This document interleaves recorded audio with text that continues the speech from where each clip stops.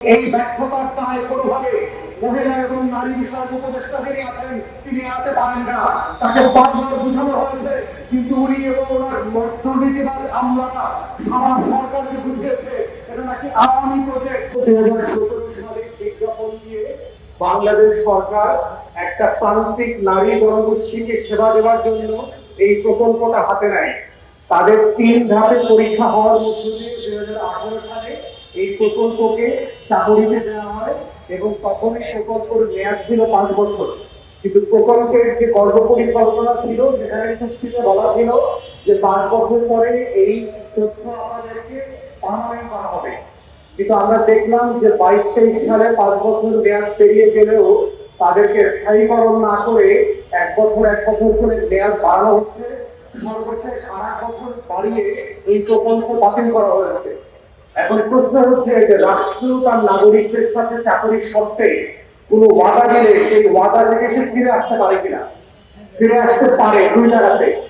যদি সেই প্রকল্পের চুক্তিতেই তেমনটা বলা থাকে তাহলে সে রাষ্ট্র সেটা করতে পারবে যে 5 বছর পরে এই প্রকল্প বাতিল হয়ে যাবে। এই কথাটা কোথাও বলা ছিল না, বলা ছিল যে উল্টো, যে 5 বছর পরে আপনাদেরকে সরিয়ে করা হবে।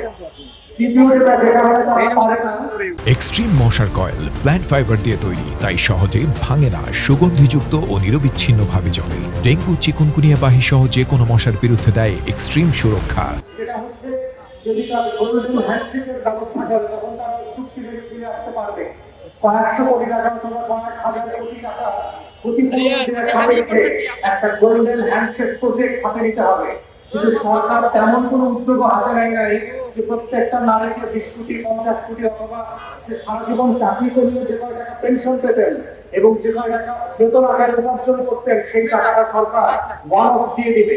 অর্থাৎ সেই বাস্তবতা আমরা দেখতে পাচ্ছি রাষ্ট্র যে ওয়াদা করেছিল 2017 সালে সেই ওয়াদা আজকে দারুণভাবে তারা ফেল করেছে ওয়াদা পূরণ করতে।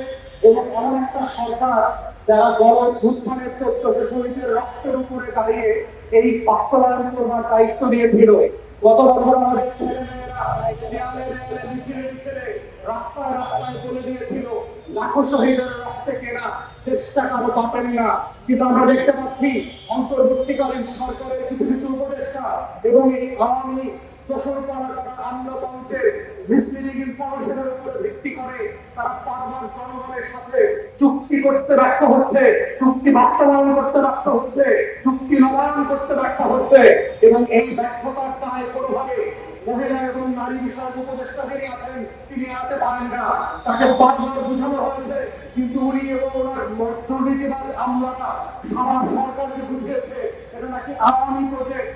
এই 2000 নারী কর্মী নাকি আওয়ামী লীগের নেতা কর্মী এবং কর্মকর্তা কর্মচারী।